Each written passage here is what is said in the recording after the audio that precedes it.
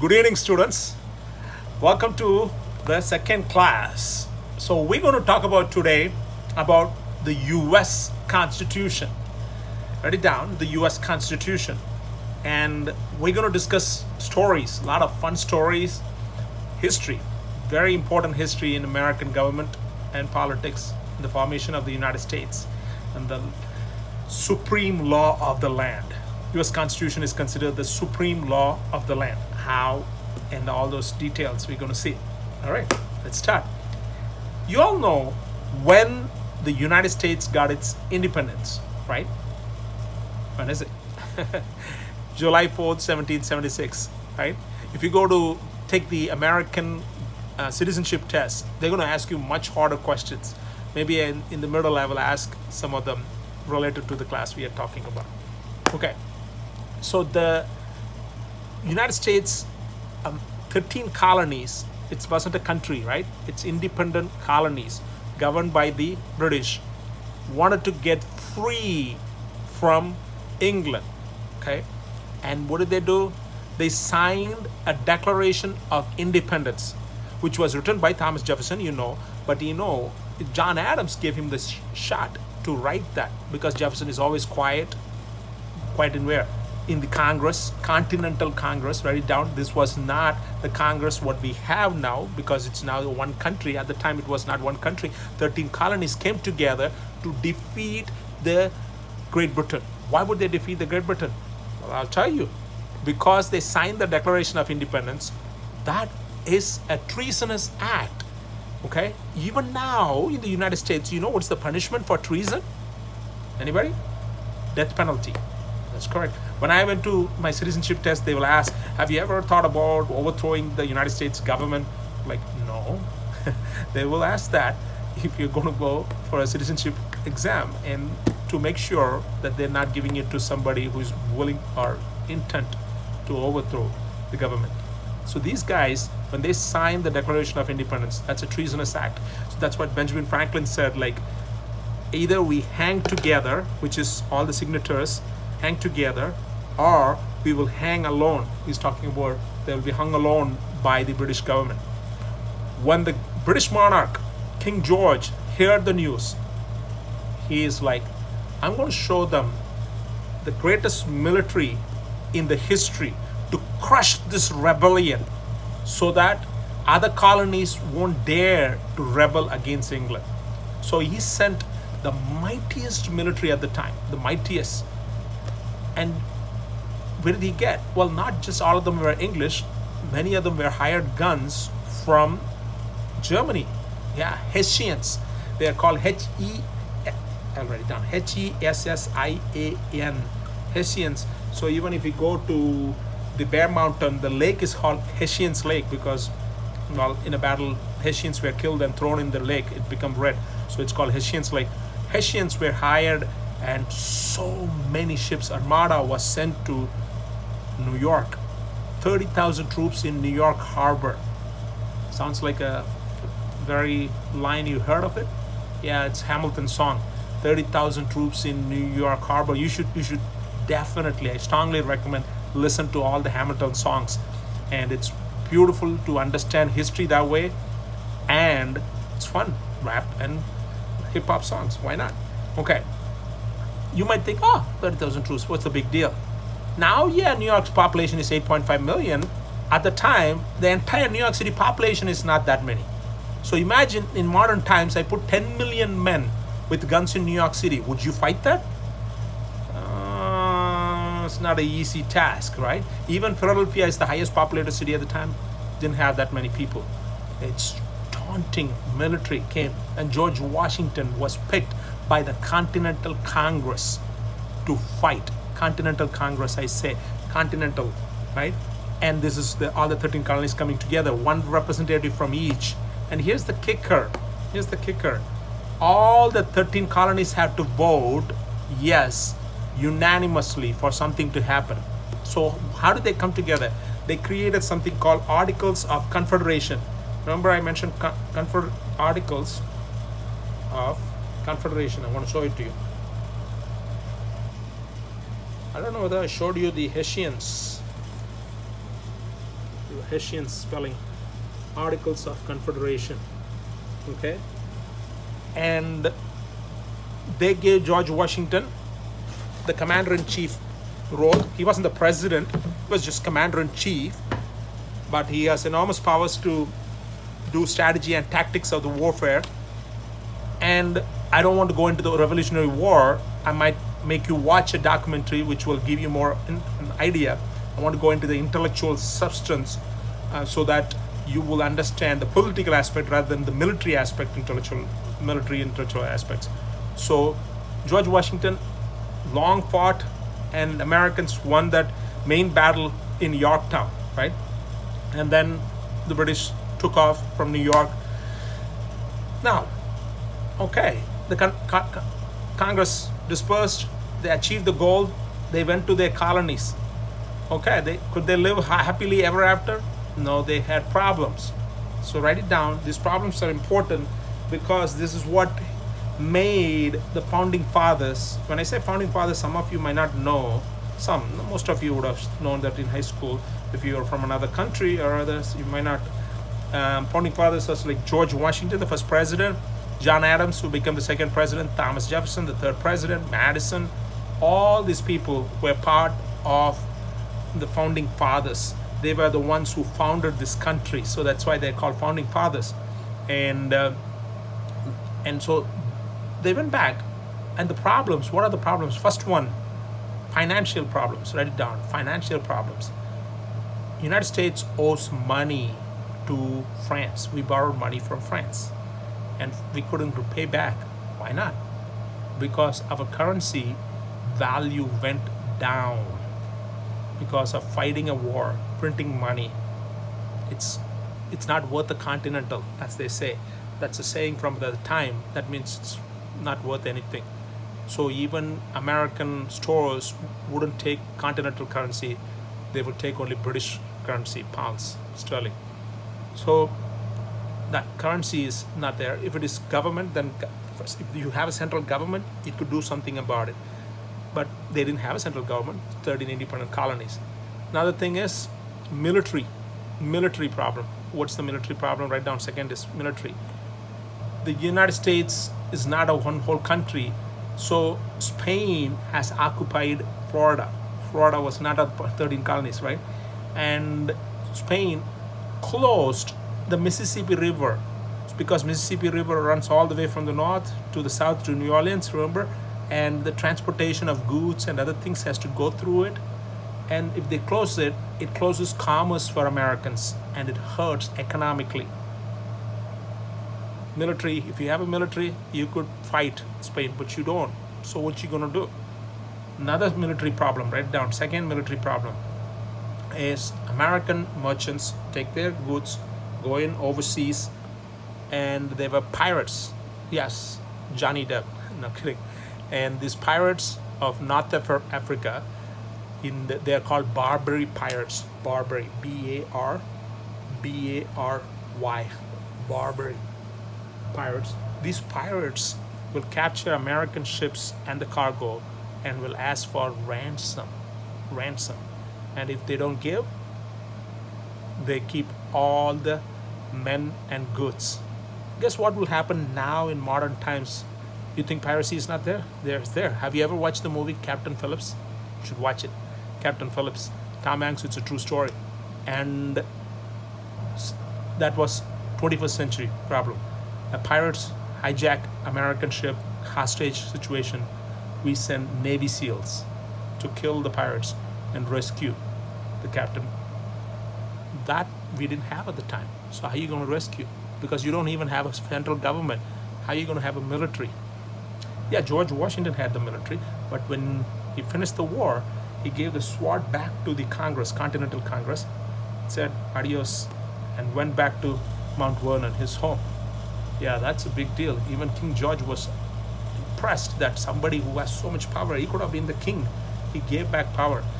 There's only another prominent one who done that in human history, the Roman Cincinnatus. He just gave back. He had all the power in Rome, gave back the sword, went back to being a farmer, which he was. George Washington done that. it's a special type of human being. So there's no central government. That's another problem, right? There's also a third one, internal problems. Write it down, internal. It's hot here. That's why I'm having the air condition on, and hopefully you could bear the sound. I'm speaking loud. So the internal problem, third one, what's third or fourth? Internal problem is a rebellion called Shays Rebellion. Shay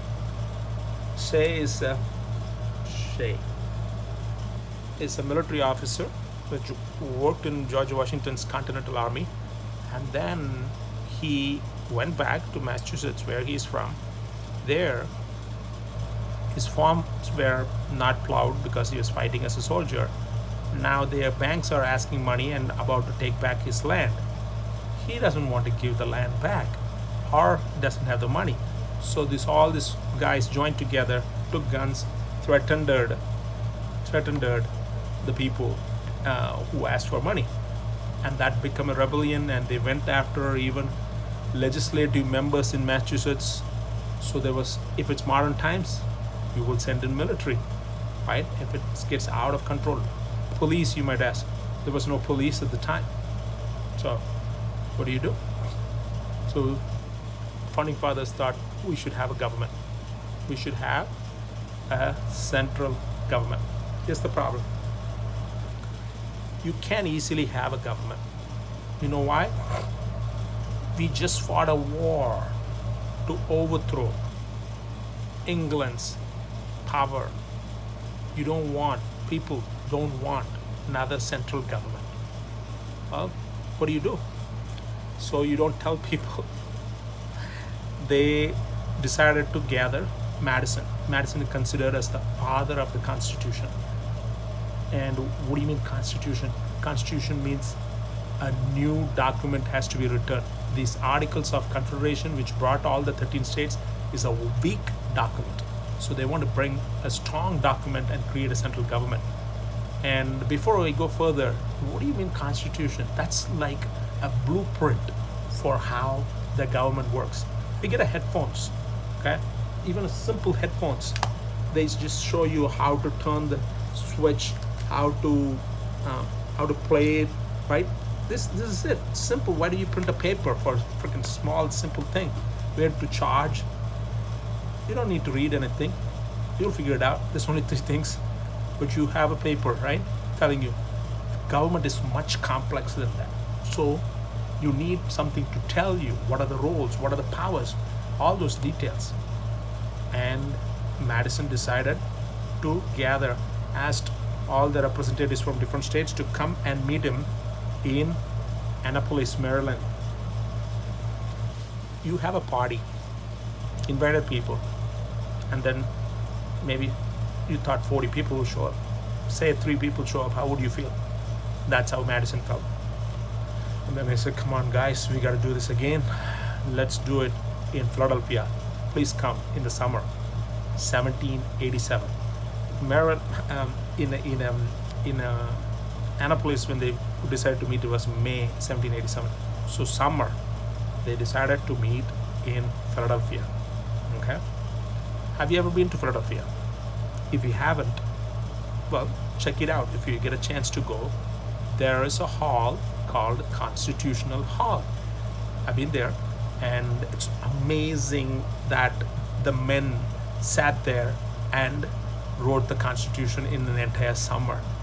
By the way, there's nothing written like that in human history. The Constitution is now a common thing. Like, I come from India. India has a constitution. It even adapted parts of the American Constitution. And throughout the world, Japan has constitution. Many countries have constitutions. But America created the first, oldest constitution. By the way, before, as a country, America created, states had it. Massachusetts state had it. Virginia had it. States had constitution. So this is a blueprint they want to create for the country now. But they did not tell people what they're going to do in the Constitutional Hall. And they're like, then people wouldn't ask. Well, when they asked, they said, oh, we're going to fix the Articles of Confederation. They didn't say they're writing a new government. Okay, so they gathered and they asked George Washington to be the chair of the event. Why George Washington? Well, he's the superstar. I mean, imagine put Kobe Bryant and Hollywood's biggest star Rock, and all whatever field you want to select, all of them into one.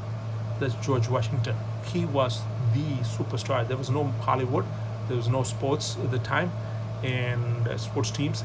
So everywhere people talked about politics, and he just fought freedom for the country, fought and won, risked his life so many times. He was shot under, his horse died. He would get up, get on another horse, fight. That's inspiring stories. I don't want to go into it. So wherever he goes, church bells tolls. Yeah, cities. He came from all the way from his home in Virginia, Mount Vernon, to Philadelphia. He came with a slave. That's one to think about, because Virginians held slavery, was practiced in Virginia. He came with a slave, a 6-horse drawn carriage, and people will gather wherever he goes, gun salutes, ta ta ta, and church bells toll. People will give him flowers. Everybody will gather. If they put him as the chair, that event is going to be successful. So they put him to chair the whole convention. The oldest man was Benjamin Franklin. Very wise, wealthy, successful diplomat who made France give money and support for America. Okay, he was followed by Jefferson later. Now, when the convention gathered in Philadelphia, Jefferson was in France as America's ambassador, and when they gathered, they closed all the doors, all the windows. Why would they do that? They even put guards in the door. Secrecy. They do not want people to know what's going on inside, right? And Jefferson, when he knew that, he was writing letters saying, like, a free country should not start in the secrecy, to Madison. But they all agreed in the room. They're not going to tell people what's going on. And when finally they come up with the document, they will show it to the people, but they will not talk about the debates and discussions which is went in. But how do we know now? I'm going to teach you about that. Because of the diaries historians took after their death. Okay. So they gathered, and what did they talk about?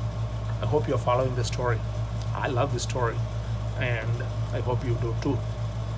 They gathered and they started discussing about creating the Constitution. So they wanted to create a law creating body, which is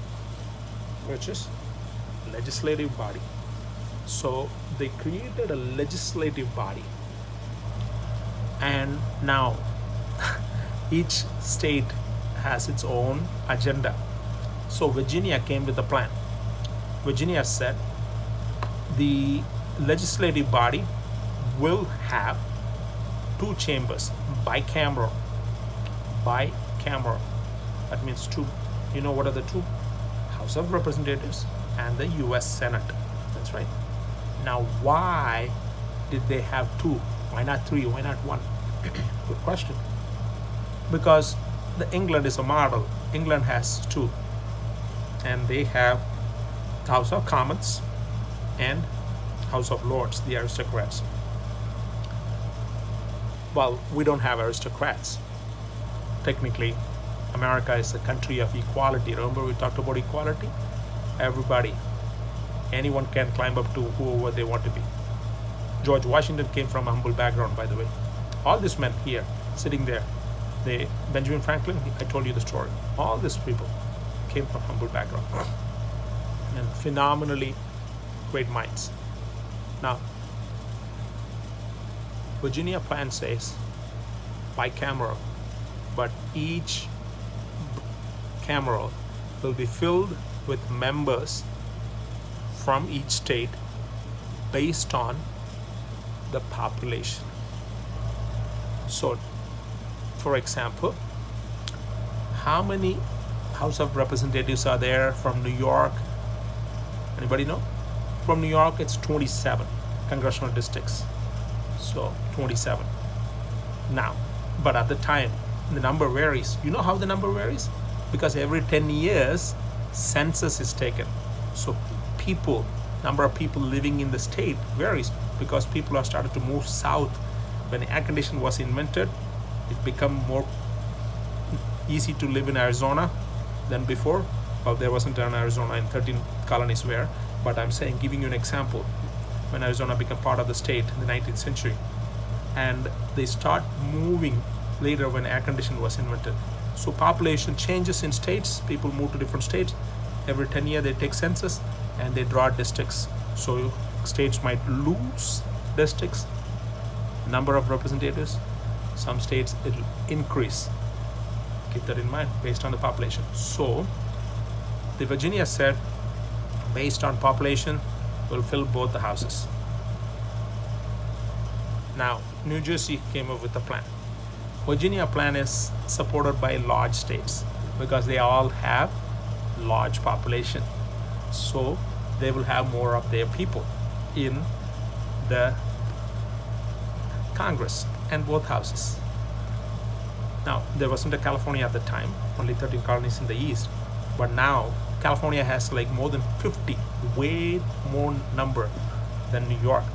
If you take Wyoming as a state, it has one representative. That's right, one.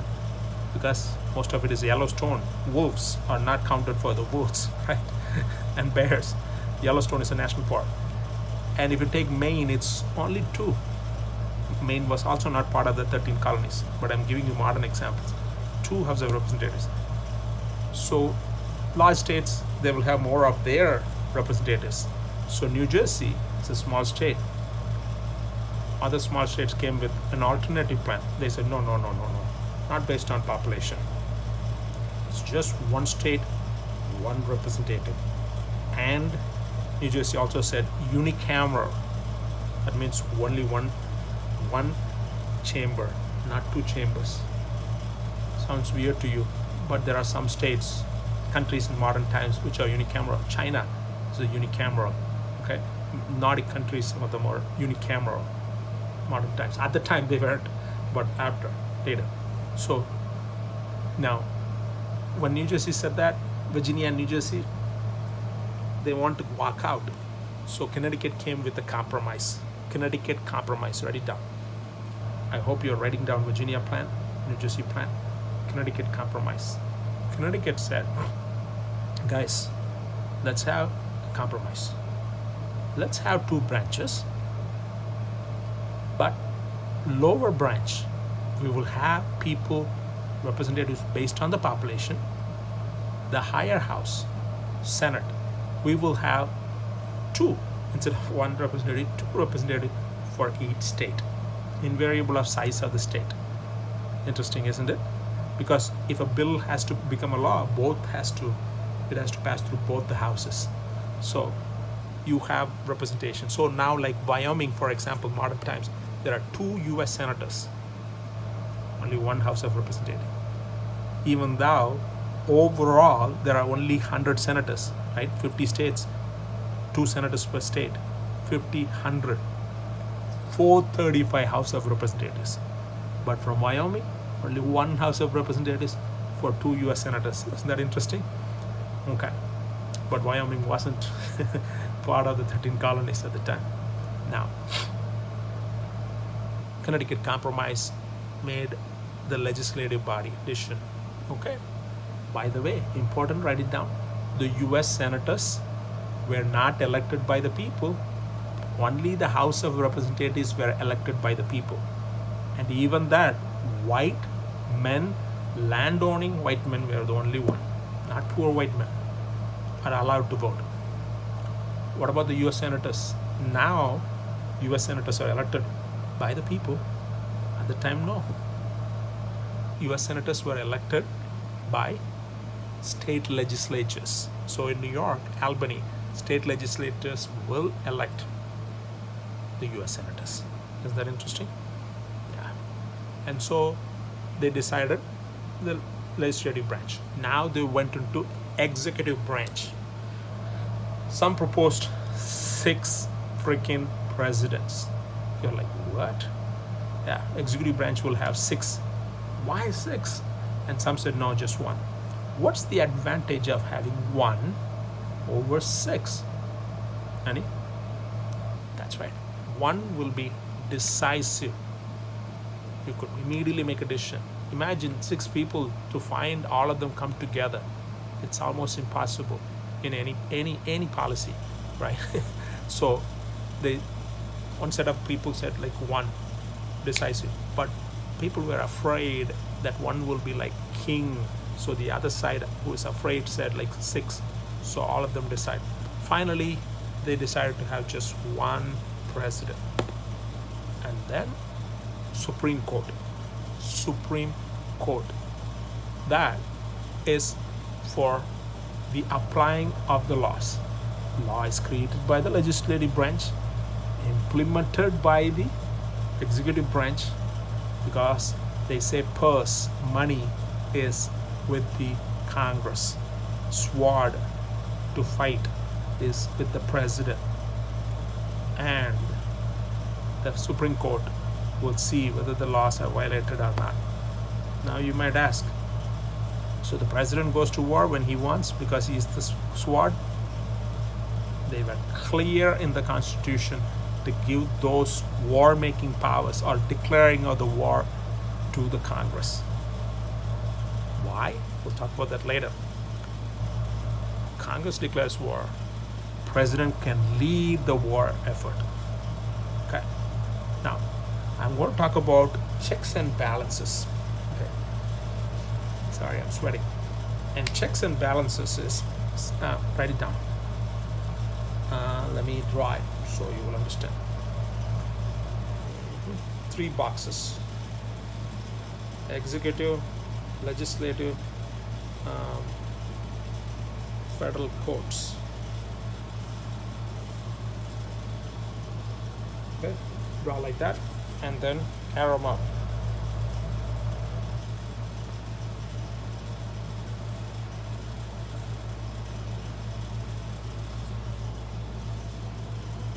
You see the arrow mark going on all sides? Yep, like two-way street. This is checks and balances. This is an idea the founding fathers learned from a philosopher. Remember I told you they read a lot of books, especially Madison read like trunkload of books just before the Constitution Convention, because his friend Jefferson is a bibliophile. He had like more than 5,000 books. He would buy books from France and send it in trucks, trunkloads. And there's no Barnes and Noble to walk in to buy books. Books are very expensive. And Madison read that. Even John Adams, George Washington, everyone is a reader. So they read a book called Spirit of Laws by this French philosopher called Montesquieu. So anytime you think of checks and balances, Spirit of Laws by Montesquieu. You should know him. He is the one who created that each branch should check the other one. So Madison said ambition should be checked by ambition. Because if you give power to a man, he might abuse it. So another powerful body has to stop it from abusing. And that's why the checks and balances. Now let's talk about the checks and balances, how it works. Excuse me. How do you check? How do the legislative branch check the president? Let me start with the president. How do the president check the legislative branch? Well, 2 houses have to vote on a bill. Say a majority of them voted, okay, and it doesn't become a law. It has to go to the president's signature. When it goes to the president's signature, he can veto it. V-E-T-O, veto it. That means he says, I won't sign it. because I don't agree with it. When he doesn't sign it, it doesn't become a law. That's how he can check Congress. Congress can check the president in return. How? Congress, if it has 2/3 majority, that's a super majority it's called, not simple majority. Simple majority is like having 51%. 2/3 majority. That means if you get 2/3 on both houses, you don't need the president's signature. You could still pass it as a law. That's a check against the president. There are other ways also. Both sides can check each other. For example, the Congress can check the president by removing him from office, called impeachment. That's right, impeachment. We saw recently like how Trump was impeached by the lower house, but not by the Senate. If Senate would have voted, he would have been removed from office. So that is the key, that checks and balances are created in the system, in the US Constitution, written in the blueprint. Now, how does the president check the Supreme Court or any federal court? What do you mean any federal court? There are different levels. Supreme Court is the top, different levels. We'll talk about that later. Maybe I'll tell you circuit court and district courts are there. But now, don't worry about it. We'll talk about that in detail in federal courts lecture. So, the president appoints the judges for any of these courts. That's how he checks. How does the court check the president? They can rule any law, executive order. The president passes an executive order, which means he writes it up and releases it as a law without Congress permission. It is also a law of enforcement. However, it's not going to be there forever because the next president comes, automatically he could just remove it. Whereas laws passed by Congress are more permanent and could be only changed by Congress. Okay. The executive order passed by the president could be called unconstitutional by the courts. That means that law, what you created, sir, it actually violates the supreme law of the land, the Constitution. So federal courts could say that law, what you did, the executive order, is not a law anymore. That's how they check each other. Now, how does the Congress check the Supreme Court? One way is they could remove the judges by impeachment. That's true. And also, the Senate, not the House of Representatives, just the Senate, the higher level, is the one confirms when the president appoints a federal court judge, the Senate have to confirm the Supreme Court justice. They have to vote. Majority vote didn't get, he won't become the Supreme Court judge. Yes. Okay.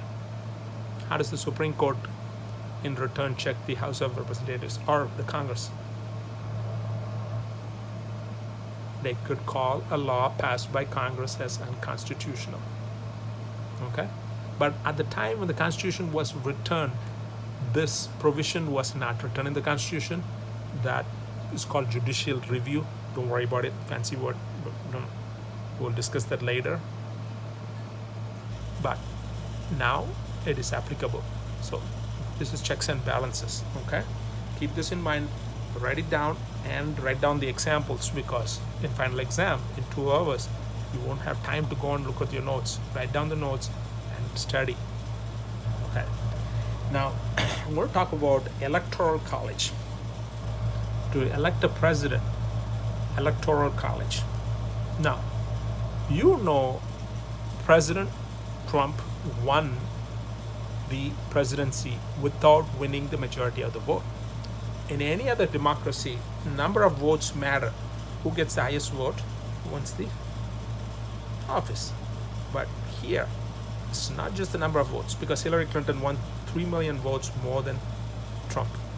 But how did he win the presidency? It's electoral college. Electoral college. E-L-E-C-T-O-R-A-L. College, you know how to spell college. Electoral college. Now, what's that? The founding fathers thought people are not smart enough to elect a president. We should have highly good standing members of the society called electors, electors, electors elect the president. Now, how many electors do they choose per state? That is exactly the number, same as the House of Representatives. Not the exact House of Representatives will be the electors. Electors are different from the House of Representatives, but same number. So New York will have 27. Okay, that is to represent the House, similar number as the House of Representatives. I'll do the math completely later. How you need to get 270 now. The magic number is 272 in the presidency. I'll show that later. But now you don't need to go into the numbers. Just follow me. I don't want to give you overload and confuse you for those who entirely new American government is.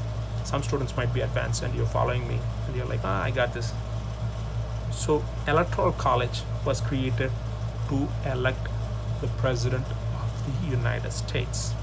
So doesn't matter whether you win the popular vote, more votes. If you win the Electoral College, what do you mean Electoral College? Each state, you and I run for office. Maybe I'll explain it a little more. You and I run for office, president. You are one party, I'm one party, running. Each state we run, right? We get votes. Add all the votes in the 50 states. Whoever gets the most, it's called popular vote. Right? In each state we win, we get the Electoral College vote, the number of votes in the state, and that adds to each of our columns, whoever wins, and that number is what matters. Whoever reaches 270 becomes the president. I know we'll talk about that later in detail, but now you understand. And here comes an important point of the Constitution. This is something the founders were ashamed, and didn't even want to mention that word in the Constitution. You will not find that word in the Constitution. That is slavery. Slavery was practiced in America. And how do you do? Do you stop the slavery? The Northerners, like John Adams, never had slaves, right? He's from Massachusetts. And Alexander Hamilton from New York wanted to abolish slavery. All these people, he was part of a manumission society. So, whereas George Washington, all the Southerners have slavery. So they came with a compromise called 20 years. Up to 20 years, we could still export or import slaves from Africa. After 20 years, no. You cannot say, right, starting now in the new country we're forming, no more slaves, because the Southerners will go out. So then you can't form a deal. So it's a compromise. 20 years we'll import and then we'll stop. 1787 they're doing this.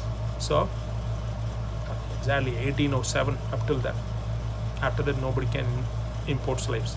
It's Constitution. They didn't put the word slavery, but they put something called 3/5 clause, 3 by 5. Write it down, 3/5 clause. Clause is spelled C-L-A-U-S-E. Clause. 3/5. 3/5 clause. What's that mean? 3/5 clause.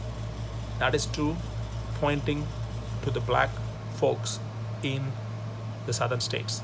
The Southerners know the Northerners have more number of people, so there will be more representatives from the North, which northern states don't have slaves, so they don't want to be risking being ruled out by the number of votes. So they said, you know what, we want to add our black people into the number of people counted for House of Representatives and Electoral College. That's right. And they're like, but they're not even citizens. You guys don't even consider them citizens, right? But still they wanted to count them because so that they could have, so they made a compromise. They don't want to count them as equal as a white man. So they just came up with the number 3/5 of a white man to be counted, black men, okay, 3/5. So the 3/5 clause added more representation for the South. In fact, Jefferson wouldn't have become president, defeating John Adams, if not for the 3/5 clause, right? Okay, that helped actually Southerners win After Jefferson also, two others who won. Anyway, we'll come to that later. So the 3/5 clause was also added. Now let's talk about articles. Write down articles. The US Constitution has 7 articles. What's the 7 articles? It's like chapter 1, chapter 2, chapter 3, like that. Article 1, article 2. So article 1 focuses on the Congress, because that's the main body, that's the heart of the American government, legislative body. Article 2 is the presidency. If you look at the Constitution, there's more written for Article 1, not so much for Article 2, lesser. Article 3 is the Supreme Court or the federal courts. Okay? Now, Article 4, you'll be like, what is Article 4? Article 4 is the relationship between states. Relationship between states. That is to honor each other. The federal government acts as a mediator. Article 5 is the amendments. Write down the word amendments, I'll explain. You know what amendments means? Amend something means change, right? The founding fathers wanted to create an option that in future generations, if they want to change something in the Constitution, they can change it. Cool. But they also want to make it harder. Change not easy. Why? Because they don't want it to be like changed by the whims or fancies of the crowd of the people. So you have to have 3/4 of the state. 3/4. So if there are like 40 states, there's 50 states. Just for math, I'm making it easy. 40 states, 30 states have to agree on something. That's after 2/3 of both the houses agreeing. So constitutional amendment is hard. Yes, there have been amendments, 27, but you know how many have been proposed? Nobody knows the exact number, more than 100,000. That's right. Out of that, only 27 amendments. We will be talking about those amendments, not in this lecture, next one. Okay. Do you know what's the first 10 amendments are called? Bill of Rights. That's right. We'll talk about that soon in this lecture. Okay. So that's amendments. Now, 6-1 is the article which says there's no religious test for holding office. Don't need to be so I'm Christian. Yeah, some states had religious tests, not for federal government. They put it in the Constitution. Right? And also 6-1, which says US Constitution is the supreme law of the land. The 7th one is ratification. What is the word ratification means? Approval. Now they are writing this whole thing in a freaking secret. Now they got to get the permission from the people. Otherwise it's just a paper. People have to approve it, right? 13 colonies have people. They have to approve for a federal government. And they said, they know all 13 states may not agree. So they said 9 out of 13 agree. This will become the law of the land. So that's what they put. But here's the catch-22. Articles of Confederation is the law of the land at the time. You got to, all the states have to vote unanimous for something to pass. Here they are bringing another document and saying 9 out of 13 is enough. And for that document to become valid, right, the other one has to be applied. So catch-22, you understand? So, but they did. And when they finally released this document, debates broke out in every place you could imagine. Remember I told you there's no TV, no movies, no basketball, no football, nothing. Baseball came in 19th century. All this people discuss is politics. Americans are very, very, farmers will come back from farm, discuss politics, go to the tavern, which is like bar, discuss politics. Tocqueville in 1830 said, like, who's this guy? He's from France. He wrote a book called Democracy in America.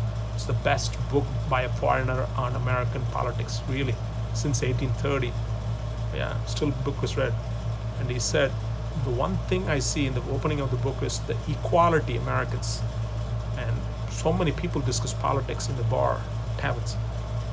They debated whether to have a federal government because they're afraid. But they know why they're putting it together. And there are people who are opposed having federal government.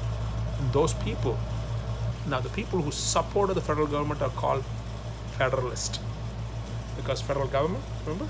Federalist. The people who opposed the federal government are called anti-federalist. Lack of a good word. The main guy, remember the guy in my previous lecture I talked about? Patrick Henry, give me liberty or give me death. Speaking, that guy is an anti-federalist. So they're powerful people who are saying like, no, we shouldn't have. So why they care? Because they care that the federal government could affect the individual liberties of people. So they made a compromise to make sure they put some amendments to the Constitution that will check the power of the federal government so that the federal government will not violate the rights of the people. And those were Bill of Rights. So 9 colonies signed it. It became the law of the land. And then they added the Bill of Rights as per the deal. And what are those Bill of Rights? What are those other amendments? We will see that in next lecture. Good luck. Keep learning.